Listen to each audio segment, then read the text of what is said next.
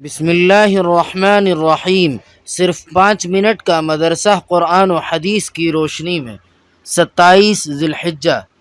Number 1، اسلامی تاریخ۔ فتح علی ٹیپو سلطان رحمۃ اللہ علیہ۔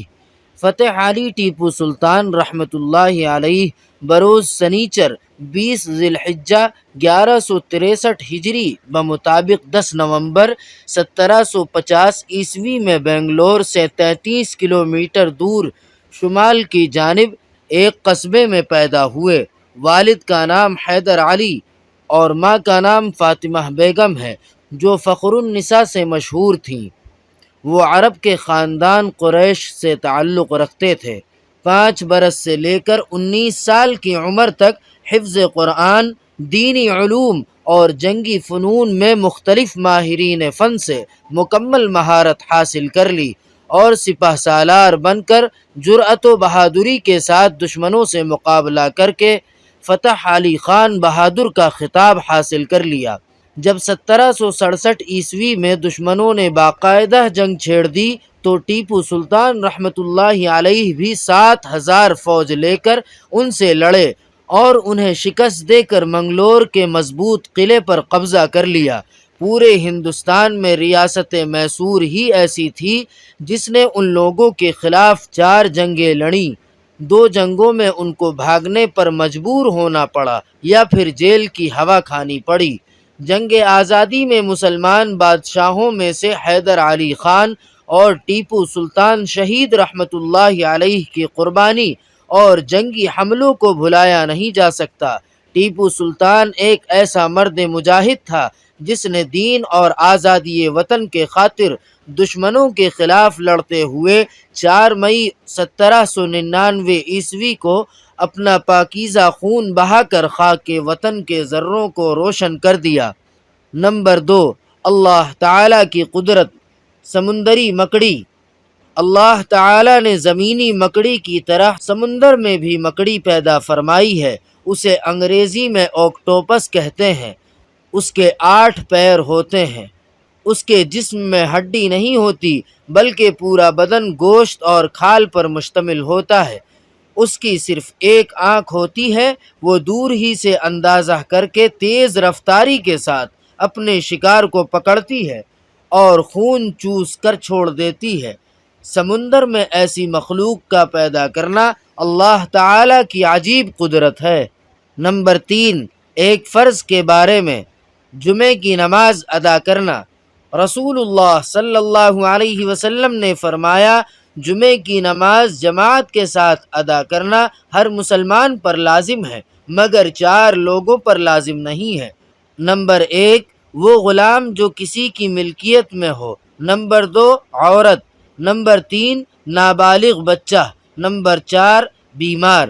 فائدہ: جہاں جمعے کے شرائط پائے جاتے ہوں تو وہاں جمعے کی نماز ادا کرنا ہر صحیح و تندرست، آزاد اور بالغ مسلمان مرد پر فرض ہے لیکن مسافر پر فرض نہیں ہے۔ نمبر 4، ایک سنت کے بارے میں۔ بچے کی پیدائش کے بعد کان میں اذان دینا۔ جب حضرت حسن رضی اللہ تعالی عنہ کی ولادت ہوئی تو رسول اللہ صلی اللہ علیہ وسلم نے ان کے کان میں اذان دی۔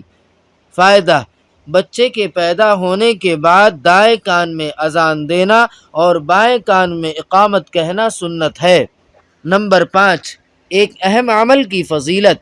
نیند سے جاگنے پر دعا پڑھنا۔ رسول اللہ صلی اللہ علیہ وسلم نے فرمایا، جو شخص رات میں بیدار ہو اور یہ دعا پڑھے، لا الہ الا اللہ وحدہ لا شریک لہ، لہ الملک ولہ الحمد وہو علی کل شیء قدیر، الحمد للہ وسبحان اللہ واللہ اکبر ولا حول ولا قوة الا باللہ، پھر یہ کہے اللہم اغفر لی، یا دعا مانگے تو وہ قبول کر لی جائے گی، اور اگر وضو کر کے نماز پڑھے تو اس کی نماز قبول کی جائے گی۔ نمبر 6، ایک گناہ کے بارے میں۔ حرام لقمے کی نحوست۔ حضرت ابن عباس رضی اللہ تعالی عنہ فرماتے ہیں کہ سعد بن ابی وقاص رضی اللہ تعالی عنہ نے عرض کیا، یا رسول اللہ، میرے لیے دعا کر دیجئے کہ میں مستجاب الدعوات ہو جاؤں۔ رسول اللہ صلی اللہ علیہ وسلم نے فرمایا، اپنے کھانے کو پاکیزہ بنا لو تو مستجاب الدعوات ہو جاؤ گے۔ خدا کی قسم، جب کوئی شخص حرام لقمہ پیٹ میں ڈالتا ہے تو اللہ تعالیٰ اس کا کوئی عمل 40 دن تک قبول نہیں کرتا۔ جس بندے کا جسم حرام مال سے پلا بڑھا، اس کا بدلہ جہنم کے علاوہ کچھ نہیں۔ نمبر 7، دنیا کے بارے میں۔ دنیا کی محبت کا نقصان۔ رسول اللہ صلی اللہ علیہ وسلم نے فرمایا، جس نے اللہ سے تعلق کر لیا، اللہ اس کی حاجتوں کا کفیل ہو جائے گا اور ایسی جگہ سے روزی دے گا جس کا وہم و گمان نہیں ہوگا۔ اور جو شخص دنیا سے تعلق کر لیتا ہے تو اللہ تعالیٰ اس کو دنیا کے حوالے کر دیتا ہے۔ نمبر 8، آخرت کے بارے میں۔ اعمال کا وزن۔